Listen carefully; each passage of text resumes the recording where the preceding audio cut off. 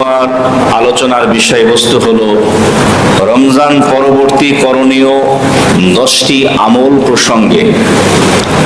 রমজান মাস এক তো হলো ইবাদতের মৌসুম, নেক আমলের বসন্ত। কম বেশি সকলে ইবাদত বন্দেগী করি, কিন্তু এই পবিত্র রমজান মাস চলে যাওয়ার পরে আমাদের নেক আমলের ভিতরে ভাটা পড়ে আর গুনাহের ভিতরে জোয়ার আসে। তো রমজান পরবর্তী করণীয় আজকে আমরা 10টি আমল প্রসঙ্গে আলোচনা শুনব।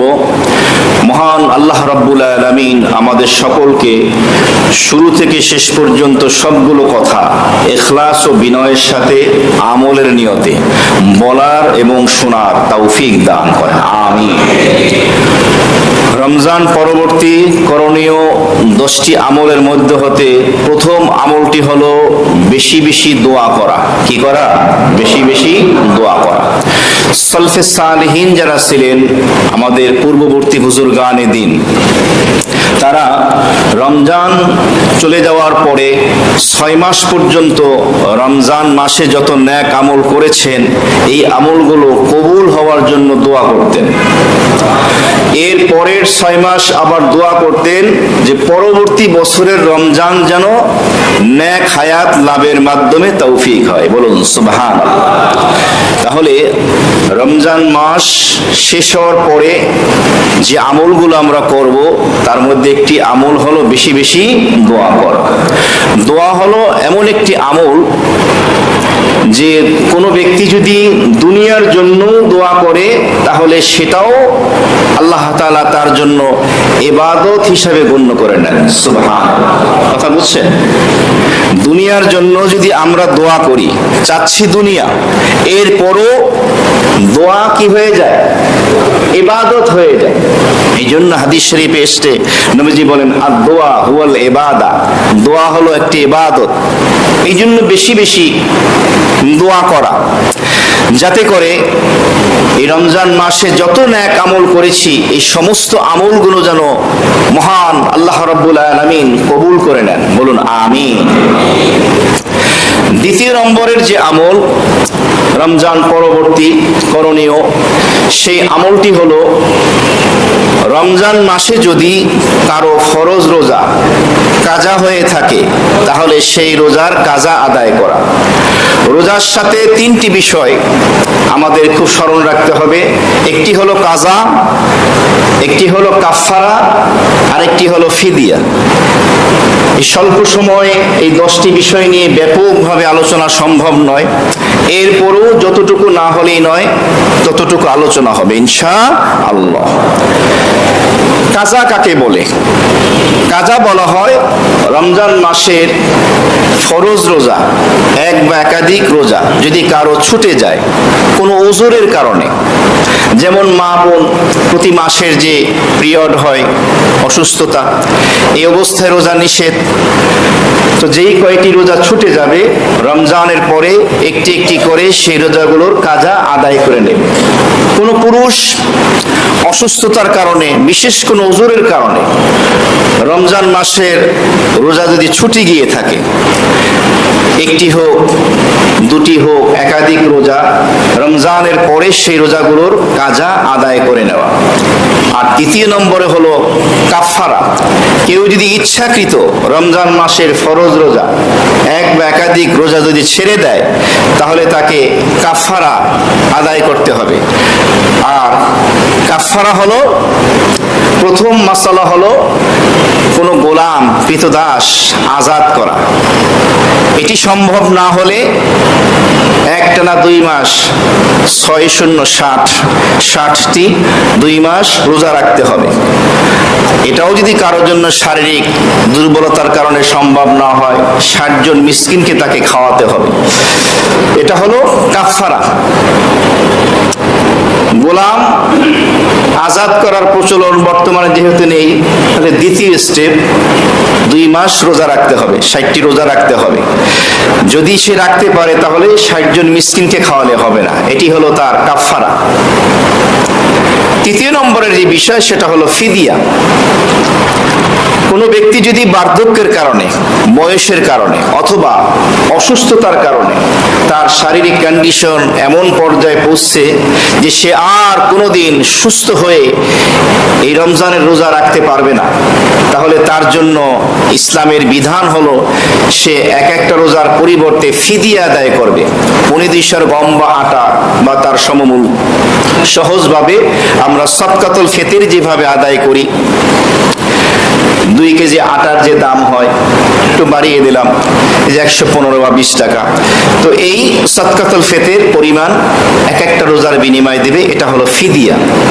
তাহলে রমজান পরবর্তী করণীয় 10টি আমলের দ্বিতীয় আমলটি হলো রমজানের কোনো রোজা ছুটে গিয়ে থাকলে হয়তো তার কাজা আদায় করতে হবে, ইচ্ছাকৃত হলে কাফফারা, আর একদম অপারগ হয়ে গেলে ফিদিয়া। রমজান পরবর্তী করণীয় তৃতীয় আমলটি হলো নেক আমল না ছাড়া। রমজান মাসে যে পরিমাণের নেক আমল আমরা করেছি, রমজান চলে যাওয়ার পরে সেই আমলগুলো ছেড়ে না দেওয়া। এত কষ্ট করে একটা মাস আমরা সিয়াম সাধনা থেকে শুরু করে যত ইবাদত বন্দেগী করেছি, এই কষ্টের আমলগুলো ছেড়ে না দেওয়া। এর কারণ হলো উলামায়ে কেরাম বলেন যে রমজান মাসের ইবাদত বন্দেগীগুলো, তোমার নেক আমলগুলো কবুল হয়েছে কিনা তার আলামত হলো ওই নেক আমলগুলো এখন তোমার করার তৌফিক হচ্ছে কিনা। যদি রমজান চলে যাওয়ার পরেও ওই নেক আমলগুলো করার তৌফিক হয়, তুমি বুঝে নেবে তোমার রমজানের সকল নেক আমল আল্লাহ তাআলা কবুল করে নিয়েছেন। সুবহানাল্লাহ। তাহলে একটু যোগ বিয়োগ করি, মিলিয়ে দেখি। আর এই কথাটাকে কোরআনে কারীমের সূরা নাহালের 92 নম্বর আয়াতে কারিমার মাধ্যমে তায়িদ করা হয়েছে, মজবুত করা হয়েছে। সেখানে আল্লাহ তাআলা একটি বিষয় আলোচনা করেছেন। রব্বুল আলামিন বলেছেন, ওয়ালা তাকুনু কাল্লাতী নাকাদাত গাজলাহা মিন বা'দি কুওয়াতিন আনকাসা। একজন বৃদ্ধা নারী, একজন নারীর আলোচনা হয়েছে, যেই নারী অনেক কষ্ট করে সুতা কাটে, এরপরে সুতার আটি মজবুতভাবে বাঁধাই করে, মজবুতভাবে বাঁধাই করার পরে কাজ যখন কমপ্লিট হয়ে যায়, নিজে নিজেই আবার সেই সুতোর আটি খুলে ফেলে, সুতোগুলো কেটে নষ্ট করে ফেলে। আল্লাহ তাআলা বলতেছেন, তুমি যে কষ্ট করে নেক আমলগুলো করেছো, এই আমলগুলো এখন কবুল হওয়ার সময়। এখন যদি তুমি আমল ছেড়ে দাও, তাহলে তোমার এই কষ্টের আমলগুলো শেষ হয়ে গেল, নষ্ট করে ফেলে। যেমন ওই নারী অনেক কষ্ট করে সুতা কেটে সুতার আটি বাঁধলো মজবুতভাবে, যখন কাজ কমপ্লিট হয়ে গেল নিজ হাতেই আবার সেই সুতোগুলো খুলে ফেললো, নষ্ট করে ফেললো। ঠিক এমনি ভাবে বছরের সর্বশ্রেষ্ঠ মাস রমজান মাস, এত কষ্ট করে আমরা ইবাদত বন্দেগী করেছি, নেক আমল করেছি, এখন যদি আমরা এই নেক আমলগুলো ছেড়ে দেই, কেমন জানি আমরা নিজ হাতেই আমলগুলো বিনষ্ট করে ফেলছি। তাহলে তৃতীয় নম্বরের আমলটি হলো নেক আমল না ছাড়া। এক মুরিদ তার শায়েখকে জিজ্ঞেস করলো, হযরত, আমার নামাজ যে কবুল হয় আমি কিভাবে বুঝবো? শায়েখ বললেন, প্রথম ওয়াক্ত সালাত আদায় করার পরে দ্বিতীয় ওয়াক্ত সালাত আদায় করার তৌফিক যদি তোমার হয়, তুমি বুঝে নিও তোমার প্রথম ওয়াক্তের সালাত আল্লাহ কবুল করেছেন। সুবহানাল্লাহ। শুধু তাই না, তিনি আরো চমৎকার ভাবে বললেন, নামাজের প্রতি রাকাতে 2টি করে সিজদা, প্রথম সিজদা দেওয়ার পরে দ্বিতীয় সিজদা দেওয়ার তৌফিক যদি আল্লাহ রাব্বুল আলামিন দেয়, তুমি সাথে সাথে বুঝে নেবে তোমার প্রথম সিজদা আল্লাহর কাছে কবুল হয়ে গেছে। সুবহানাল্লাহ। জুমা পড়ে যাবেন, এরপরে যদি আসর পড়ার তৌফিক না হয়, তাহলে রেজাল্ট কি এটা আপনি নিজেই চিন্তা করেন, ফলাফল কি বোঝা যাবে কিনা? যাবে। তাহলে তৃতীয় নম্বরের আমল হলো রমজান পরবর্তী নেক আমলগুলো ছেড়ে না দেওয়া, ধরে রাখা। রমজান পরবর্তী করণীয় 10টি আমলের চতুর্থ নম্বরের আমল হলো শাওয়াল মাসের 6টি রোজা রাখা। সহিহ মুসলিমের হাদিস, আবু আইয়ুব আল আনসারী রাদিয়াল্লাহু তাআলা আনহু বর্ণনা করেন, নবী করিম সাল্লাল্লাহু আলাইহি ওয়াসাল্লাম ইরশাদ ফরমান, কোন ব্যক্তি রমজান মাসে এক মাস সিয়াম সাধনার পরে, রোজা রাখার পরে শাওয়ালের 6টি রোজা যদি রেখে দেয়, আল্লাহ তাআলা ওই ব্যক্তিকে সারা বছর নফল রোজা রাখার সওয়াব দান করবেন। সুবহানাল্লাহ। যারা রেখেছেন আলহামদুলিল্লাহ, যারা রাখতে পারেননি কিছু বাকি আছে অতি সত্বর রেখে দেন, রেখে দেব তো ইনশাআল্লাহ। রমজান পরবর্তী করণীয় 10টি আমলের 5 নম্বরের আমল হলো আল কোরআনুল কারীমের সাথে রমজানে যেমন গভীর সম্পর্ক ছিল, যারা কোরআন পড়তে জানতাম না কোরআন শিখতাম, শিক্ষা অব্যাহত রাখতে হবে। শুধু রমজানে কোরআন নয়, কোরআন থাকবে একটা মানুষের জীবনের পরতে পরতে, প্রতি মুহূর্তে। রমজানে যেভাবে কোরআনে কারীমের তেলাওয়াত করেছি, তেলাওয়াত শুনেছি, রমজানের পরও এই তেলাওয়াত পড়তে হবে, শুনতে হবে। রাজি আছি মুসলমান? আল্লাহ তৌফিক দান করে, আমিন। কোরআন হলো জীবনী শক্তি। উলামায়ে কেরাম বলেন, তুমি যদি দীর্ঘদিন বেঁচে থাকতে চাও, তুমি যদি সুস্থ থাকতে চাও, তাহলে তুমি কোরআনের সাথে গভীর সম্পর্ক করো। ওয়ানুনাজ্জিলু মিনাল কোরআন মা হুয়া শিফাউ ওয়া রাহমাতুল লিল মুমিনিন।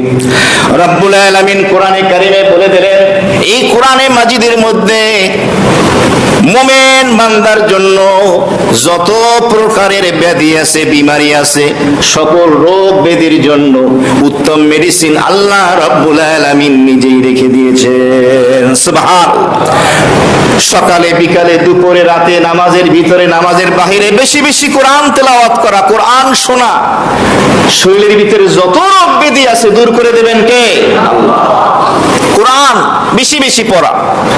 আজকে আমাদের সব কিছু করার সময় হয়, শোনার সুযোগ হয়, কিন্তু কোরআনকে সময় দেওয়ার সুযোগ হয় না। এটা অনেক বড় দুর্ভাগ্যের বিষয়। পরিবারের ভিতরে কোরআনের তালিমের ব্যবস্থা করা, মা বোনদের জন্য অভিজ্ঞ নারী শিক্ষকের মাধ্যমে, শিক্ষিকার মাধ্যমে তাদের সুন্দর পড়ার ব্যবস্থা করা, পরিবারের ভিতরে কোরআনে কারীমের প্রতিযোগিতা করা, 30তম পারার ছোট্ট ছোট্ট সূরাগুলো, যে আজকে থেকে নিয়ে আগামী সপ্তাহ জুমাবার পর্যন্ত এক সপ্তাহের ভিতরে অমুক ছোট্ট সূরাটি যে মুখস্থ করে শোনাতে পারবে তাকে গিফট দেওয়া হবে। এভাবে উৎসাহ দেওয়া, কোরআনে কারীমের অর্থ মাতৃভাষায় জানার চেষ্টা করা, কোরআনে কারীমের তাফসীর যেখানেই হয় সেখানে অংশগ্রহণ করা, মোট কথা কোরআনমুখী জীবন গঠন করা। রমজান মাসে যেভাবে কোরআনের সাথে আমরা নিজেকে জড়িয়ে রেখেছি, রমজান চলে যাওয়ার পরও আগামী রমজান পর্যন্ত কোরআনের সাথে নিজেকে লাগিয়ে রাখা, জান এবং মাল দিয়ে। আল্লাহ আমাদের তৌফিক দান করেন, আমিন। রমজান পরবর্তী করণীয় 6 নম্বর আমল হলো গুরুত্বপূর্ণ আমল, নামাজ ছেড়ে না দেওয়া। রমজান মাসে অনেক বেনামাজিও নামাজ পড়ছে কিনা? আজকে মসজিদের রুজুখানাগুলো কেমন জানি গোপনে, একাকিত্বে, নির্জনতায়, নিঃশব্দে ক্রন্দন করতেছে, কাঁদতেছে যে ওই নামাজিগুলো কোথায় যারা রমজান মাসে এখানে বসে রুজু করত। এই জন্য এক লোক এলান করতেছিল, ঘোষণা করতেছিল, ভাইয়েরা, পবিত্র রমজান মাসে কিছু মুসল্লি মসজিদে এসেছিল, তারা হারিয়ে গেছে। আপনারা কি জানেন তারা জীবিত না মৃত? তারা কি দেশে না বিদেশে? বিদেশে থাকলেও তো নামাজ পড়তে হবে, হবে কিনা? নামাজকে ধরে রাখা খুব খেয়াল করেন। সাহাবায়ে কেরামের জামানায় যারা মুসলিম ছিল, যারা মুমিন ছিল, তারা নামাজ পড়তো। যারা কাফের ছিল, অমুসলিম ছিল, তারা নামাজ ছেড়ে দিত, নামাজ পড়তো না। তাহলে মুমিন এবং কাফেরের পার্থক্য হলো, মুমিন নামাজ পড়ে, কাফের নামাজ ছেড়ে দেয়।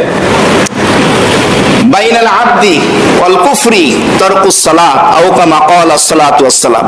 নবীজি হাদিস শরীফে বলেন, মুমিন এবং কাফেরের মধ্যে পার্থক্য হলো কাফের নামাজ ছেড়ে দেয়, মুমিন নামাজ ধরে রাখে। আরেক শ্রেণী ছিল যারা মন চাইলে নামাজ পড়তো অথবা পড়তো না, অথবা তারা ফজরের নামাজ এবং ঈশার নামাজে শরীক হতো না। সাহাবায়ে কেরামের জামানায় এরা ছিল মুনাফিক। তাহলে 5 ওয়াক্ত নামাজ যারা পড়তো এরা হলো মুমিন, যারা পড়তো না এরা কাফের। আর যারা মন চাইলে পড়তো বা পড়তো না, 2 ওয়াক্ত 3 ওয়াক্ত পড়তো, 1 ওয়াক্ত 2 ওয়াক্ত ছেড়ে দিত, এরা কি? মুনাফিক। কষ্ট পাইলেন? পাওয়ার পরেও যদি আপনি নামাজটা ঠিক মতো পড়েন তাহলে আমি খুশি। আজকে আমরা মুসলমানই মনে করি, খতনা করার পরে এটার নাম দিয়েছি আমরা বাঙালিরা মুসলমানই, মুসলমান হয়েছে। তো এক হিন্দু এই প্যান্টের চেইন এই টান দিতে গিয়ে পেশাব করার পরে জায়গা মতো আটকা পড়ে গেছে, এখন আর খুলতে পারে না। ডাক্তারের কাছে গেছে, তো ডাক্তার কি বলতেছে যে এখন ওই আগা কাটা ছাড়ার উপায় নাই, পরে কাইটে ফেলাই দিচ্ছে। এটাও তো মুসলমান হয়ে গেছে। তাহলে পার্থক্য কি? একজন নামাজ পড়ে আর একজন পড়ে না। যে হিন্দু নামাজ পড়ে না আর ও মুসলমান, খালি আগা কাটা, খালি মুসলমানই হয়েছে, ও নামাজ পড়ে না। এই দুইজনের মধ্যে পার্থক্য কি? একই তো, একই জিনিস তো। পার্থক্য হলো মুসলমান নামাজ পড়ে, অমুসলিম নামাজ পড়ে না। হজ তো জীবনে মাত্র একবার ফরজ, রোজা তো বছরে মাত্র 1 মাস, রমজান চলে গেছে, 1 বছর 11 মাসের জন্য ছুটি। যাকাত তো নিসাবের মালিক হলে বছরে মাত্র একবার, আবার আগামী বছর আল্লাহ বাঁচাই। নামাজ প্রতিদিন 5 ওয়াক্ত ফরজ, খালি সপ্তাহে 1 দিন হাজিরে দিলে হবে না। ভাইয়েরা কষ্ট নেবেন না, নামাজ এমন এক দামি মূল্যবান ইবাদত। অনেকে বলেন হুজুর ফজরের নামাজে আসতে পারি না, বাকি 4 ওয়াক্ত পড়ি। এই ফজরের নামাজে আসতে না পারার বিমারি আমাদের ভিতরে কম না বেশি? এর জন্য আপনার করণীয় হলো আপনাকে আগে আগে ঘুমাতে হবে। ঈশার নামাজের পরে বেশি বিলম্ব না করা, রাত না করা, তাড়াতাড়ি শুয়ে পড়বেন এবং মনের ভিতরে পজিটিভ ভাবনা নিয়ে ঘুমাবেন। একটা হলো হাতের ঘড়ি আর একটা হলো মনের ঘড়ি। সাহাবায়ে কেরামের যুগে হাতের ঘড়ি ছিল, আবিষ্কার হয়েছে, তারা টাইম মতো নামাজ পড়েন নাই, তাদের মনের ঘড়ির অ্যালার্ম বাজছে। বর্তমান চিকিৎসা বিজ্ঞান গবেষণা করে দেখেছে, মানুষ তার মনের ভিতরে যেই কল্পনা লালন করে এটার প্রতিফলন তার ভিতরে ঘটে। আপনি আমল করে দেখবেন, রাতের বেলা ঘুমানোর সময় যদি আপনি পজিটিভ ভাবনা নিয়ে ঘুমান যে ইনশাআল্লাহ আমি ফজরে উঠবো এবং আমি পুরুষ মসজিদে নামাজ পড়ে, নারী ঘরে নামাজ পড়ে, কোনো ওজর না থাকলে আমি বাইতুল্লাহ হাজির হয়ে ফজরে নামাজ পড়বো, উঠিয়ে দেবেন কে? আপনার মনের ঘড়ির অ্যালার্ম বাজতে থাকবে, অটোমেটিক উঠে যাবে। এরপরও আমরা যেহেতু মানসিক শারীরিকভাবে দুর্বল, আমাদের ঈমান অত মজবুত নয়, আমরা মোবাইল ফোনে হোক ঘড়িতে হোক কয়েকটা অ্যালার্ম দিয়ে রাখবো, পরিবারের সদস্যদেরকে বলে রাখবো আমাকে উঠেই দেবে। আর একটা আমল আমি বলছি, আপনি যেই মসজিদে সালাত আদায় করেন ওই মসজিদের ইমাম সাহেবের সাথে ফজরের নামাজের পরে একটু দেখা করবেন, চেহারাটা খালি দেখাইবেন, হুজুর আসসালামু আলাইকুম। বেশি দিন লাগবে না, 2 সপ্তাহ বা 1 সপ্তাহ অথবা 1 মাস বা 2 মাস, যে হুজুর আমি ফজরে আসছি, অভ্যস্ত করেন। তাহলে আপনার শরম লাগবে যে আমি যদি না যাই ফজরের পরে হুজুরকে চেহারা যদি না দেখাই, তাহলে হুজুর তো মনে করবে ফজর পড়ি নাই, ঘুমাইতেছি। আমার কথা বুঝতেছেন? লজিক বেশি না, এটা অভ্যাসের জন্য। যেখানে আপনি সালাত পড়েন ফজরের, ইমাম সাহেবের সাথে একটু নামাজের পরে সাক্ষাৎ করবেন, চেহারাটা দেখিয়ে যাবেন, তাহলে নফস সোজা হয়ে যাবে, ইবলিস টাইট হয়ে যাবে যে না একে ধোঁকা দেওয়া যাবে না। কারণ আমরা লজ্জাকে খুব ভয় পাই, মায়ের থেকেও অনেকে ভয় পাই। তাহলে রমজান পরবর্তী করণীয় 10টি আমলের 10 নম্বর আমল কি? নামাজ, সালাত, নামাজ ছেড়ে না দেওয়া। আসলে সত্যিকারের আসল ওয়াজ বয়ান তো হলো এগুলোই, যেগুলো মানুষের জীবনের রূপ পরিবর্তন করে দেয়, আখিরাতকে সুন্দর করে দেয়। রমজান পরবর্তী করণীয় 10টি আমলের 6 নম্বর, কয় নম্বর আমল গেল? হ্যাঁ, 6 নম্বর গিয়েছে। 7 নম্বর আমল হলো রমজান পরবর্তী করণীয়। 7 নম্বর না 6 নম্বর হবে? 7 নম্বর আমল হলো লাইলাতুল কিয়াম, তাহাজ্জুদের নামাজ। রমজান মাসে আমরা সাহারির আগে কম বেশি লাইলাতুল কিয়াম তাহাজ্জুদ আদায় করেছি কিনা বলেন? কম বেশি সবাই করেছি, কিন্তু রমজান চলে যাওয়ার পর এটা ছুটে গিয়েছে কিনা বলেন? অধিকাংশের ছুটে গেছে না, ওটাকে ধরে রাখা। শেষ রাতে ফজরের আগে ওঠা, 2 রাকাত 4 রাকাত যতটুকু পারেন পড়া। এমনি ভাবে ইশার সালাতের পরে, সুন্নাতের পরে কমপক্ষে 2 রাকাত তাহাজ্জুদের নিয়াতে পড়বেন। কারণ এক বর্ণনা এসছে ইশার নামাজের পরই তাহাজ্জুদের সময় হয়ে যায়। তবে এটার উপরেই শুধু আমল ধরে রাখবেন না, একটা বর্ণনা পাওয়া যায় নাইমার সে কানামা ভালো, একটা কথা আছে।